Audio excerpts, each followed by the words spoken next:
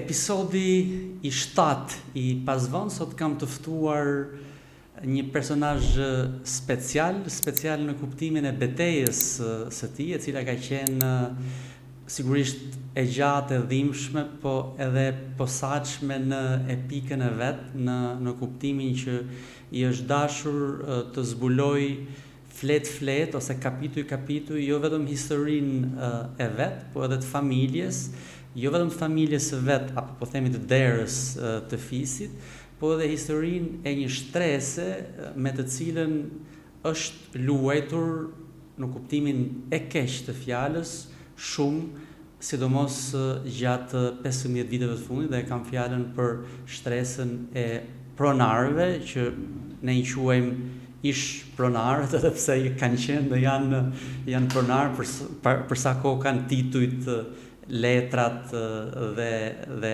pronësinë e tokave të tyre. Abi Maltezi, mirë se më vjen. Faleminderit për ftesën, Fredi. Me kënaqësi të madhe vi.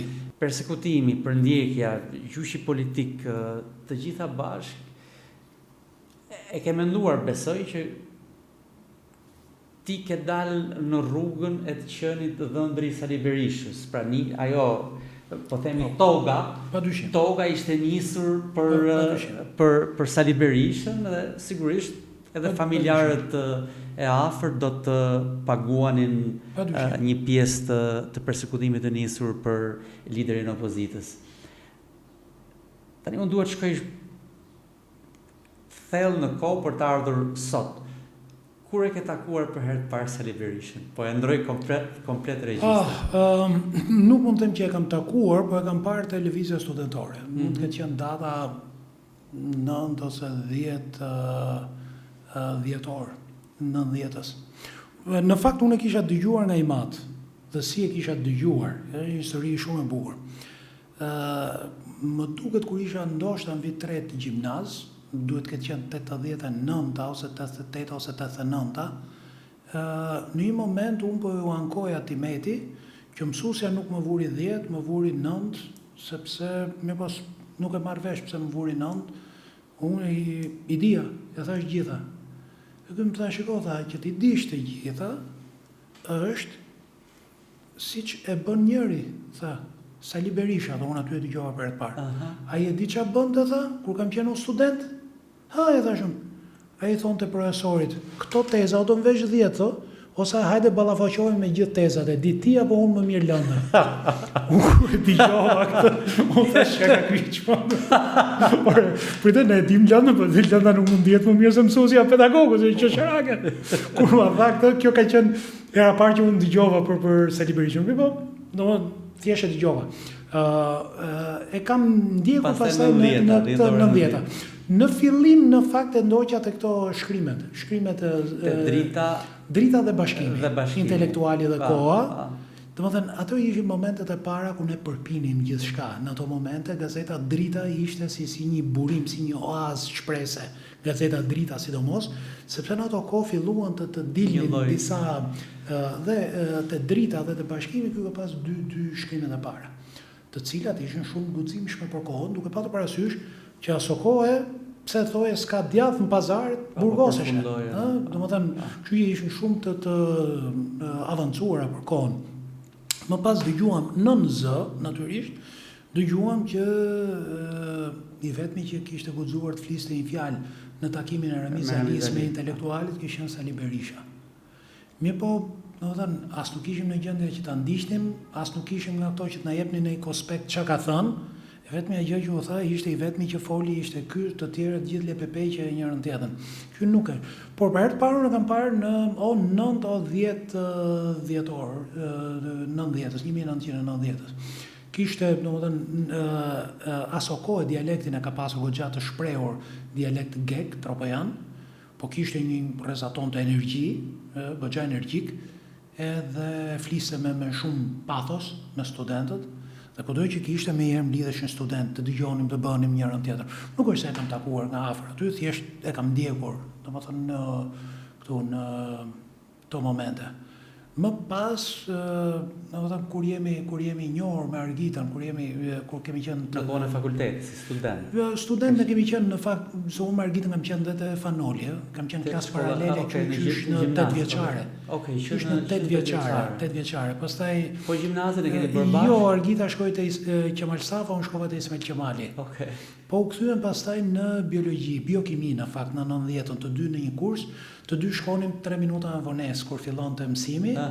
Dhe të dy ishim, le të themi, rebel në kuptimin e kësaj që nuk pranonim kornizat komuniste të kohës, pra bënim një batut kundër regjimit të aso kohë, kur s'kishte ndryshuar ende. Jo në gjatë madhe, po pse shkonin 3 minuta me vonesë? Nuk e di pse, po përfundonim që disa herë, domethënë ishim përfundonim që bashkë hynim 2-3 minuta me vonesë, domethënë. Dhe aty u njohët, aty lindi shkëndia po themi asaj që do vinte më vonë? Aty u njohëm, më pas të dy ne ishim kështu si rebela që flitshim diçka më tepër se ç'duhej apo se ç'konsiderohej korrekte në shtator të 1990-s. Më pas me lëvizjen studentore ne ishim non stop.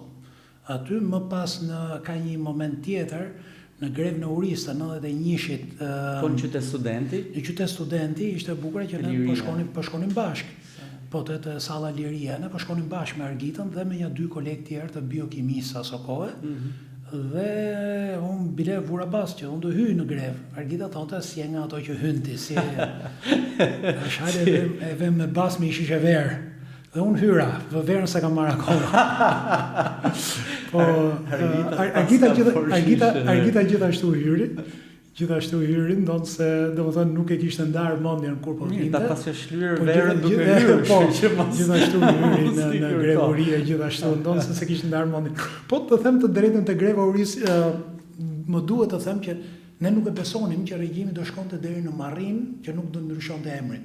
Ne mendonim që në moment fundi do ndryshonin që në universitetit të ndryshojë emrin. Për këtë u bë greva Uris. Hiq një emrin e Enver Hoxhës nga emri i universitetit, kaq. Ç'a mban mend nga greva personazhet në një ngjarje në episod? Greva ishte disi kaotike, po ishte edhe e këndshme. Pse? Sepse domethënë po të kemi parasysh tani për të thuash bëj atë grevë nuk e bën dot. E para për sa i përket higjienës, ne në aso kohë domethënë nuk arrim dot të konceptojmë, por në vitet 90 Fredi, për fat të keq, shqiptarët kryesisht laheshin një herë në javë. Dhe ishte dushi që e vajgurit me vajgur që dile më i nxirë nga bloza se sa pra lahesh po dile i nxirë nga bloza. Që ishte si zhurmë me rakete kosmike Apollo që po nisi. Duke pasur parasysh këtë, domethënë higjiena jonë në aso kohë nuk është se ishte higjiena që e ke sot. Gjithashtu, aso kohë ne ishim në shkurt. Unë isha me gambale, po të kesh parasysh. I mbajat më të ushtrisë, kemi hyrë aty me gambale, mirë po imagjinoj të isha aty që s'kisha ku të shtrihesh, s'kisha asnjë gjë, dhe do rrihe, domethënë, mirë po edhe do hecje me këto gambale, ndërkohë s'kisha kokën ku e vendosin njerëz, mund shkelje njeri, domethënë ishin goxha. Mbaj mend këto të arteve, që ishin goxha batut të bukur. Bënin batut të bukur me këtë vargje, duke tallur Enverin e gjithë byron politike e gjitha më radhë. Mbaj mend disa nga këto personazhet që kanë qenë pedagog shumë të nderuar, ka qenë Ylli Vejsiu, ka qenë edhe Omer Stringa, pedagog të mrekullueshëm. Interesante është që ndryshe nga që mendohej që Fakulteti i Shkencave ishte si një Stalingrad, po ta mendosh. Pse? Sepse në Fakultetin e Shkencave ka qenë e shoqja e Ramiz Semiramisi, e cila mori me dorën e vet dhe pa të quar për specializime jashtë shtetit disa të rinj që më pas i antarsoi në Partinë Socialiste që krijoi Ramizi. Si për shembull, aso kohë Recep Mejdani mori bursë në Paris nga matematika. Recepi ishte nga fizika, Skënder Gjinushi nga matematika, ke Ethem Ruka nga biologjia, ke Eda Andoni, ke disa prej këtyre, ke Kaç Islamin, Fatos Klosin, pra të gjithë këto ishin gjithë këto pedagogët e ri të shkencave të natyrës që i pat shkolluar në perëndim gruaja e Ramiz Alis. Dhe për këtë arsye mendoj që shkencat duhet ishin i kuq si fakultet. Në fakt, shumica e të rinjve student që ishin grevë të urisë ishin nga Fakulteti i Shkencave. Dhe ishte shumë domethënë se shumë e bukur. Pra ishte lloj rebelimi edhe ndaj profesorëve dhe studentëve të elitës të dalë nga në vetvete profesorët gjithashtu ishin le të themi më liberal, nuk është se ishin le të themi, por ishte një farë rebelimi e të gjithë studentëve dhe të gjithë shoqërisë. Nuk mund të rrije më të gënjehet, kishte dy fytyrësi, që ndryshet ishin në shtëpi dhe ndryshet ishin në Tani më thuaj një gjë, kundër historisë është kjo pyetje. Hëngri kush apo ishte grevë urie vërtet? E bukur është të them të drejtën, që para se të hyja unë pata blerë ca galeta. Bashkë me një mikun tim, po si më thënë aso kohë dhe po të thojë 5 lekë ose 10 lekë galeta, do të thonë gjithë mund të kishim 5 galeta, mund të kishim gjithë. Do të thonë ditën e parë kush kishte në një galet në xhep e ka ngrënë, po më pas jo, absolutisht jo. Zero. Dhe u mbyll si u mbyll greva? Greva unis ka qenë goxha interesante sepse pati shumë tendenca. Rrisi tonë ta mbyllte me idenë që të fuste konceptin e ristrukturimit të universitetit. Dhe thonë me qenë se do jemi në kuadër të ristrukturimit, mbyllën i këtë sepse do ristrukturohet. Dhe po ne nuk e pranuam të gjë.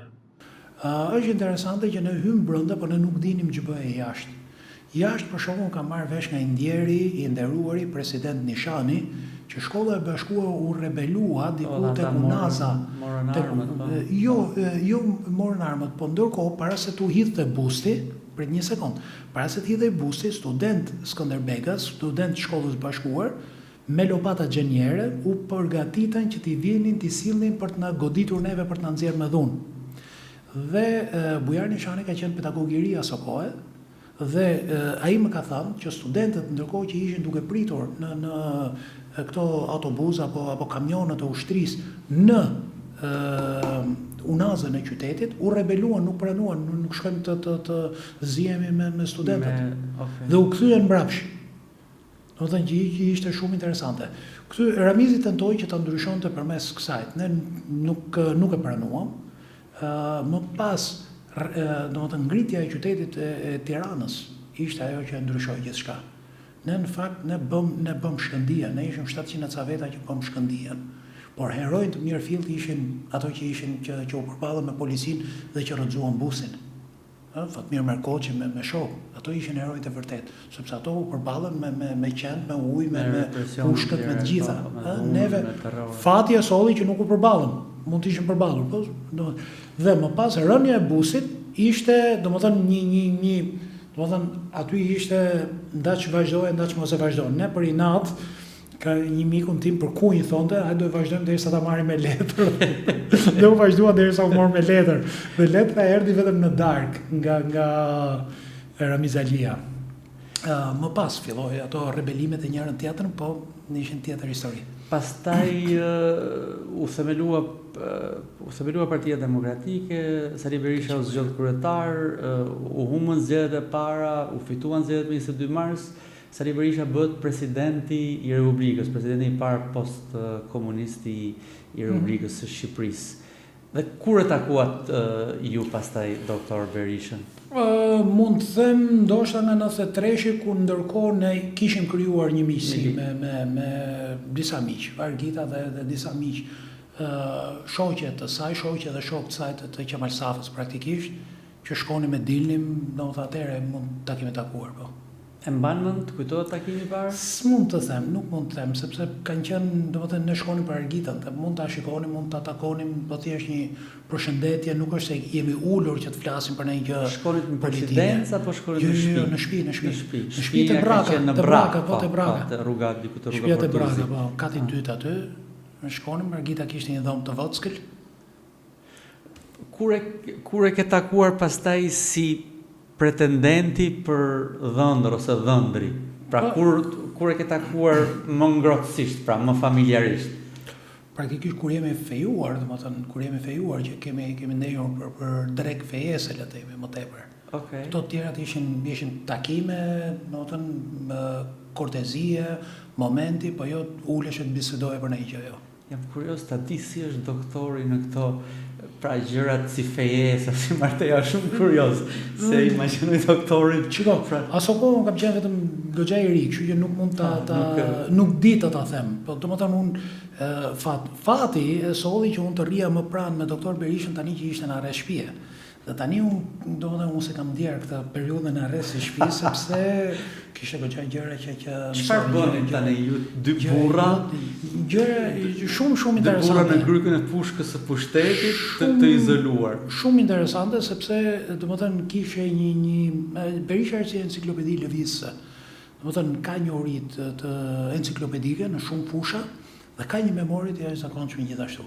I ka të dyja këto. Të frikshme ka po të kemi parasysh, ai ka mishëron edhe aspektet e shqiptarit tradicional, e odës burrave, që në odën e burrave duhet flisje me kujdes, duhet flisje me radhë, duhet flisje pa fyer kënd, duhet thojë argumentat, nuk duhet ndërprisje, kishte të gjitha këto elementet.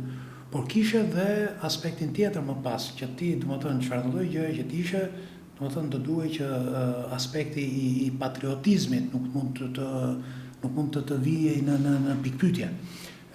Kam mësuar shumë gjëra interesante, qoftë për këtë traditën që ka qenë, por qoftë edhe për disa nga këto elementet që kanë shkuar të huajt për traditat shqiptare, gjë të cilat unë nuk isha në dieni. Për shembull, ke këtë një nga këto britanikët që erdhi gjatë luftës dhe ishte dhëndër i ministrit të luftës, më duket, britanike, dhe shkrojti për odën e burrave të Dibrës.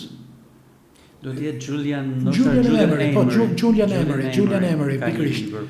Julian Emery, i cili deklaron që unë kam bërë Cambridge, por shkolla ime e jetës ishte oda e burrave e Dibrës. Pse? Sepse para flisnin me radhë, dyta jepnin argumenta, nuk ndërprisnin, të gjithë dinin vendin, të gjithë dinin cila duhet ishte argumenti dhe ku mund lihej. Nuk mund të ndërprite fjala tjetrit para se të thoje Zoti ta ndërpreft me mjalt, po unë kam këtë për të shtuar, diçka e tillë. Dhe argumenta nga më të vlefshme. Julian Emery gjithashtu flet për këtë Abaskupin. Se si Julian Emery këto e tërheqin në anglezët, po këtë për shkakun e mora vesh nga Berisha, nuk e dija. Që Abaskupi ka bërë rezistencë në Gjermanë, ndryshe nga sa flitet.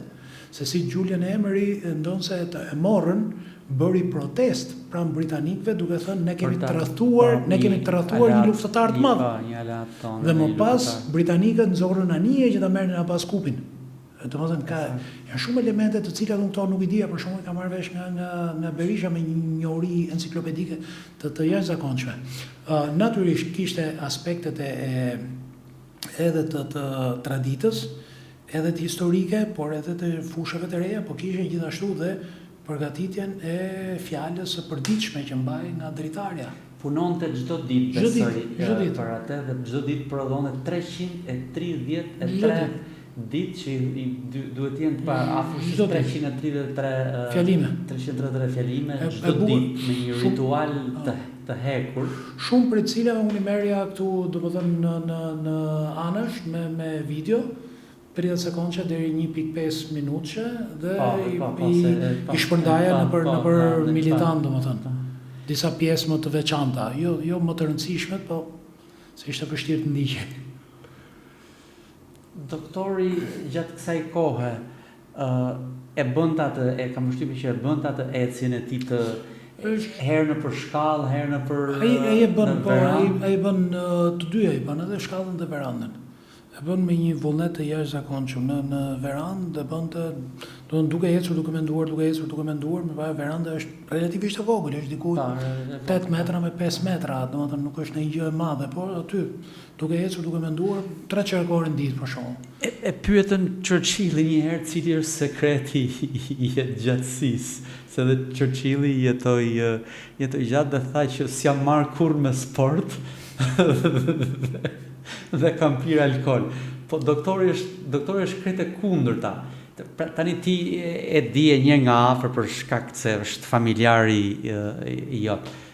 Çfarë mendon se është sekreti i forcës, sa s'është jetë gjithë...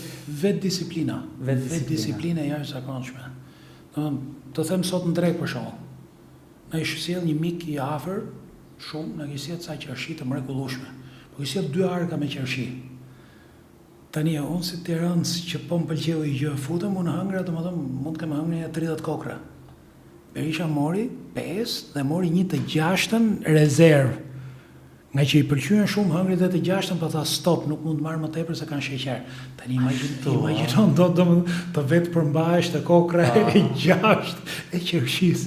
Bëhet sa çfarë vullneti i hekurt është. Vullneti i vetë përmbajtja e hekurt është vetë disiplina e njeriu është e jashtëzakonshme. Ajo është arma e jashtëzakonshme. Po siç e bën me qershit për shkak që ishin shumë të mira njëra tjetrën, e bën me çfarëdo lloj gjë që të pëlqej. Domethënë nga që ka këtë dijenin enciklopedike, din deri sa kalori mund të ketë kjo dhe çfarë mund të lejohet. Pra dhe kur vin fiq shumë të mirë, gjys kokre në drek, gjys kokre në darkë, një kokë për fiq. Domethënë është e jashtëzakonshme vetë disiplinimi, domethënë është të tmerrshëm.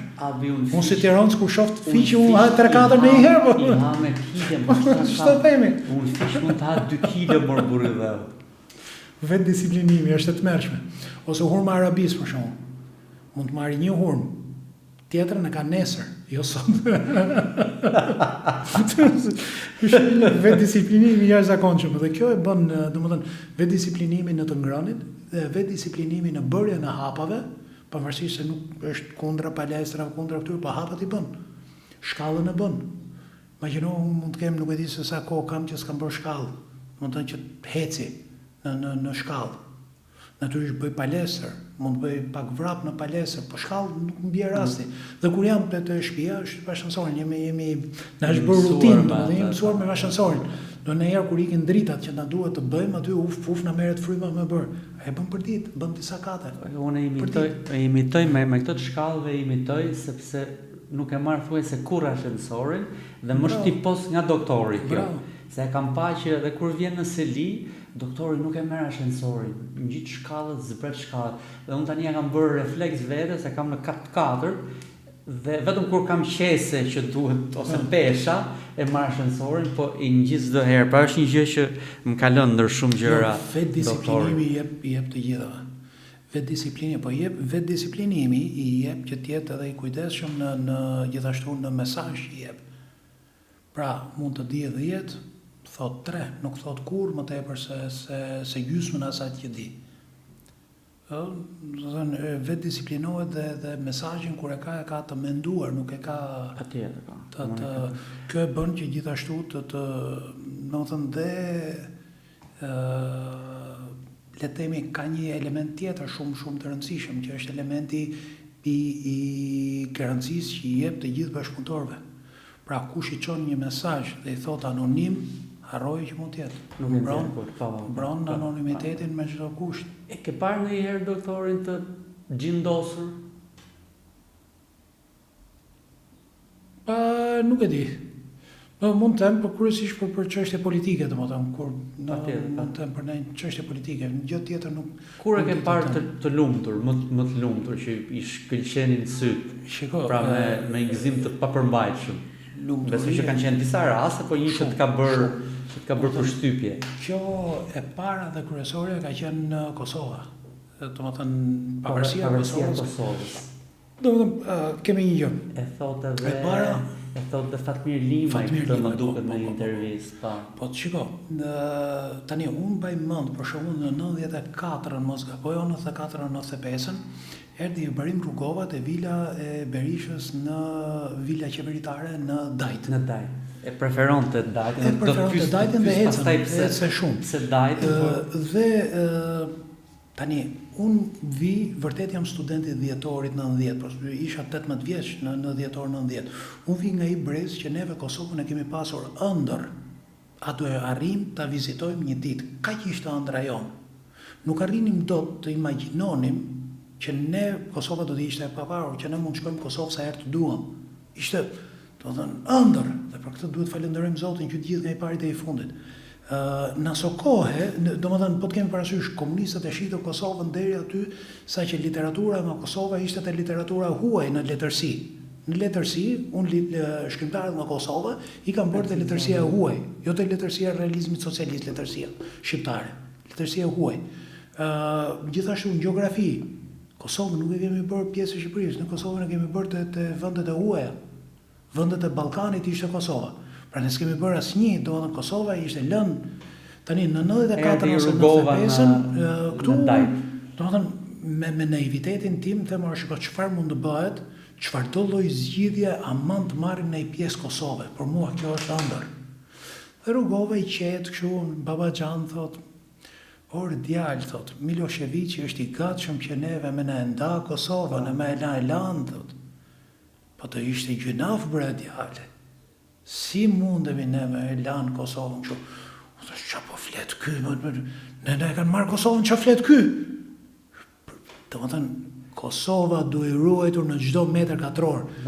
Mua kjo më ka ngelur mend nga Rugova 94-95. Dhe kur doli kjo pas 30 vjetësh me që dolin në 2017. 2017 kur doli kundra ndarjes Kosovës. Mu me herë më kujtu Rugova 30 vite para. Më kujtu Rugova si mor djalë. Vetëdia e burrave të shtetit. Po këto vinin nga oda e burrave. Të vini nga oda e burrave, ne ishim kështu, hajde në rrugë, hajde me të kap që të kapish. Ishte të mërshme. Këto ishim burra shteti. Do më thënë, dhe bëjsa, natyrisht ishte kjo përgatitja e Bushit, ka qenë jo i lumtur, po jashtëzakonisht i lumtur. Nuk është marrë me politik fare. I ka lënë terren e Edi Ramës thuj ç'a dush. Ato një muaj para se të vinte Bushi në Shqipëri, çfarë të donte Edi Rama thuaj, jepi, çfarë të duash? Fare. Vetëm që vizita e Bushit ishte tip-top, sepse ishin të mrekullueshme, ka qenë i lumtur jashtëmase. Pastaj ishte kjo e Kosovës. Ka një moment shumë të bukur të kjo e Kosovës, kur vjen Bushi vinte fill mas G7-ës. Dhe në G7 ishin G7 plus Rusin. Në G7 i kishte ndodhur që presidenti Chirac aty kishte hapur një rrugë, ndërkohë që ishte marrë vendimi pak a shumë mes tyre vendeve që do shpallej pavarësia e Kosovës dhe do njihej, dhe Bushi kishte marrë qëndrimin që unë do njoh pavarësinë e Kosovës, në G7 plus Rusin, në presidenti Chirac i thotë shikoj ne t'i lejmë edhe disa kohë që të përpiqen që të bëjnë një bashkëjetesë paqësore gjëra tilla. Dhe presidenti Bush nuk mund ta shpallte me një herë, sepse kishte ardhur me idenë që ta shpallte në Tiranë. Ai gjithsesi tha time is now. Ai e shpalli në një farë mënyrë, por nuk e tha Kosova, e tha ne jemi në këtë rrugë, kjo rrugë është paktyshme, time is now e njërin tjetër. Dhe ka pasur një bisedë shumë interesante kur Bushi thotë cili është qëndrimi juaj, ata shpall. Dhe shumë e bukur sepse marrëdhëniet ndërkombëtare që e bëjnë tamam burrat e shtetit dhe presidenti kryeministri Berisha i thotë presidentit Bush, president Bush, shqiptarët do të jenë përjetë mirënjohës në jush, meqense ju e keni marrë këtë vendim, neve lem juve zgjidheni vetë si t'ju përshtatet juve më mirë. Dhe lehtësoj të gjithë politikën e jashtme amerikane, se imagjinohet të thonë të presidenti, të gjithë duhet ta zbatonin. Mi bëj hapte një probleme goxha të mëdha rajonale, ndërkohë që problemet duheshin sistemuar para se t'u shpallte. Në mënyrë që kur të shpallet kishte sa më tepër vende që ta njihnin. Reagime pa më kishin negative. Pra, pavarësia e Kosovës ka qenë jashtëzakonshme si mrekulli. Kanë qenë momente të tjera, pastaj të familjare, të jetës familjare, por më të ndryshme, më të vogla se këto. Këto ngjarjet të politikës madhore, domethënë të Kosova e pavarur, kjo është ëndra çdo shqiptar. Kush mendon se ka impresionuar doktor Berishën nga këto takimet me dinjitarët ka pas një moment që ka treguar diçka nga këta dinjitarët e huaj? Shumë të ndryshëm kanë pasur le themi vlerat e tyre. Ai që disa që kanë impresionuar ka qenë natyrisht George Bush Senior, i pari, Ka takuar edhe në Vlorë, në sa kanë ardhur në një javë që krytur në Vlorë. Por e veçanta e atij takimi të parë në Shtëpinë e Bardhë është që presidenti Bush nuk dinte asgjë për Kosovën dhe kanë marrë një atlas duke treguar Kosovën. Kjo është gjë e mrekullueshme që shqiptarët nuk e dinë.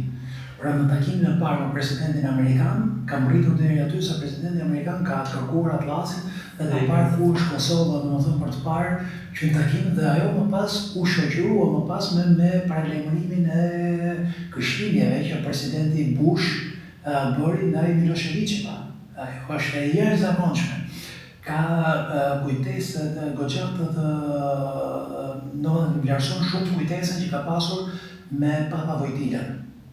Papa Wojtyła ka qenë një kampion në lirinë, në lirinë e njeriu dhe në luftën e komunizmit. Ka qenë shumë i madh si figurë historike. Ka mësuar shumë interesante mbi takimin që ka pasur me Helmut Kohlin. Ka një element shumë të veçantë, shumë të bukur. Helmut Kohli i tregon Berishës se si neve pas luftës dytë botërore, gati 1/4 apo 1/3 territorit gjermane, ngelen jashtë kufive të Gjermanisë. U morën, ishin në Poloni. Dhe tha, ne ishim në dilemë çfarë të bëjmë pas unifikimit gjerman, dhe para se të hynin të vëndet në BE njëra tjetrën, të kërkonin neve tokat e gjermanëve në këto vende. Dhe kam shtruar në mbledhje o të qeverisë, po më duket jo mbledhje të kryesisë në CDU-s. Çfarë do bëjmë me këtë? Ne kërkojmë të drejtat pronësore të gjermanëve në Poloni, dhe aty tha vetëm 2 veta më mbështetën propozimin që t'ia kërkojmë. Të gjithë tjerët ishin kundra. Ai kapitulli mbyllur. Ne kemi humbur kapitullin mbyllur, ne nuk merrem më me ata. Shumë interesante. Shumë interesante. Natyrisht ka pasur takime me turje lloj personazhesh, por natyrisht personazhet poliedrik janë ato që e bëjnë e mrekullojnë në Dajtin, se përmendëm që parë Dajtin dhe e di që preferonte Dajtin. Po. Pse kishte këtë? Sepse është në natyrë goxha gjallë. Është në natyrë goxha gjallë, aty ka një monopat, i cili është, mos gaboj, rreth 3 kilometra e gjys vajtje, 3 kilometra e gjys kthim. Pra ai me njëherë bën 10.000 hapat i bën me njëherë aty në ditë. Me një të ecur dhe duke ecur, duke menduar, duke ecur, duke rikujtuar çfarë duhet bësh dhe ishte goxha e këndshme. Natyrisht ai në Dajt ka bërë edhe ngjitje më pas me këmbë një herë, ka bërë dhe ngjitje. Pra shtegun në ngjitjes. Çfarë kohë ka qenë kjo? Besoj ka qenë diku nga 2006, 2007, diçka e tillë.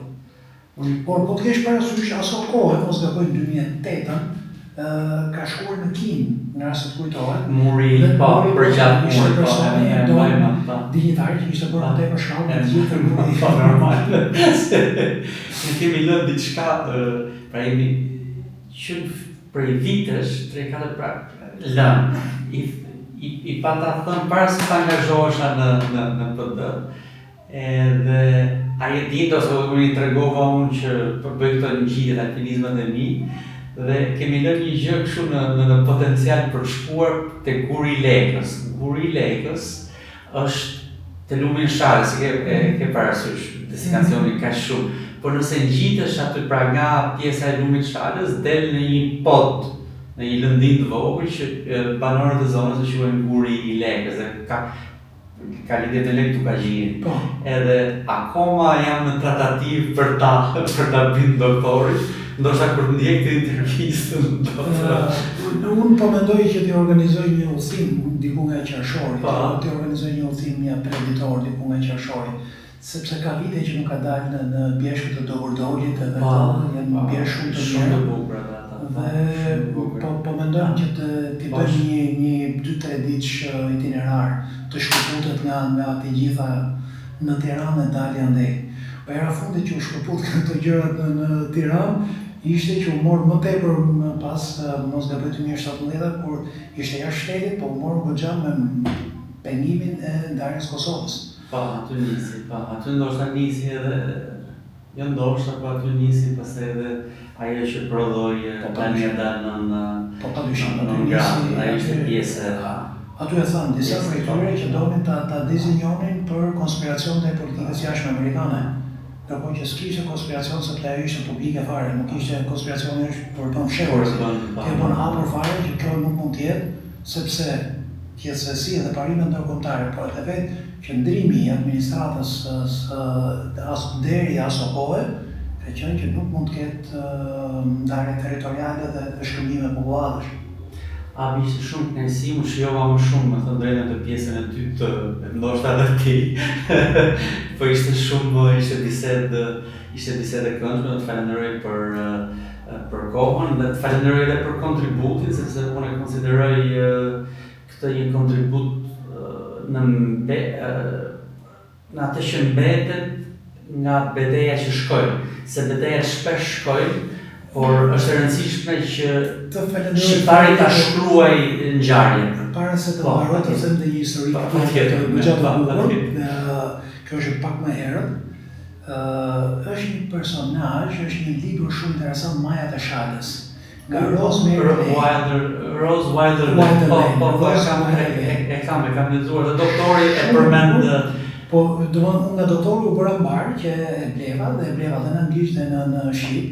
Përkthimi që ka bërë Greta, shpia botuese Greta, është gjë më e mirë, sepse ka marrë ish ambasadorin e Kosovës në Amerikë që i ka përkthyer dhe ai dinte dhe kodin e lehtë vajgjinit. Disa në ato pjesë i referohen kodit dhe shumë të bukura. Por aty për shembull është një personazh shumë interesant, Regj Medaj. Regj Medaj është në Vuthaj. Do të thotë që Berisha i kishte njohur këtë personazh personalisht.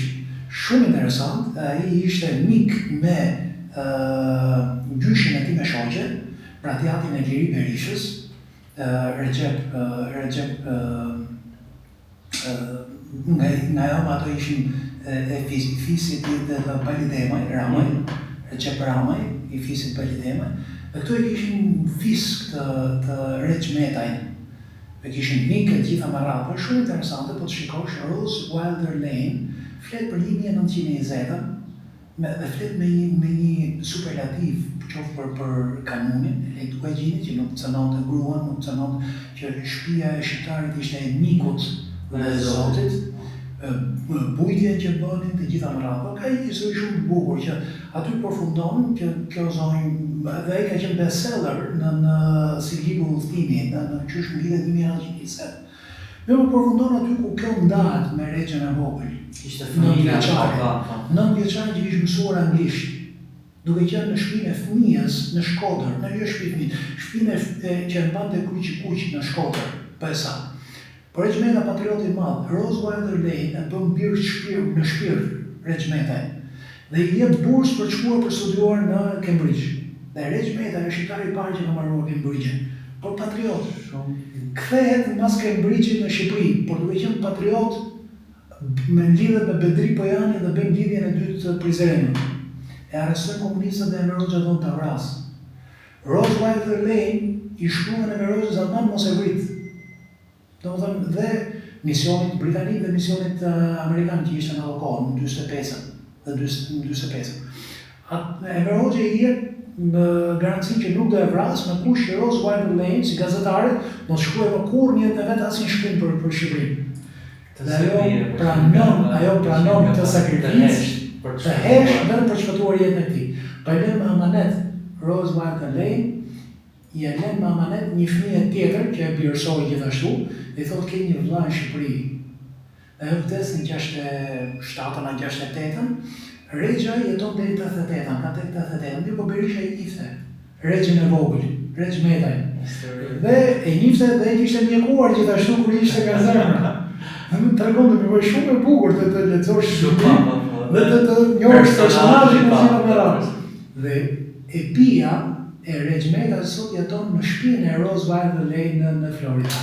E histori njerëzore shumë të bukura. Po ta për shembull nga mësuar nga Berisha gjithashtu. Shumë elemente të bukur që ndërlidhin letërsinë me kanunin, me vlerat e odës burrave, me personazhin konkret, me fisnëpirinë e burrit dhe me jetën njerëzore më pas. Të gjitha bashkë në unison. Abi, faleminderit edhe një herë. Gjithashtu. Kënaqësi, ishte bisedë Gjithashtu. që më shijoi.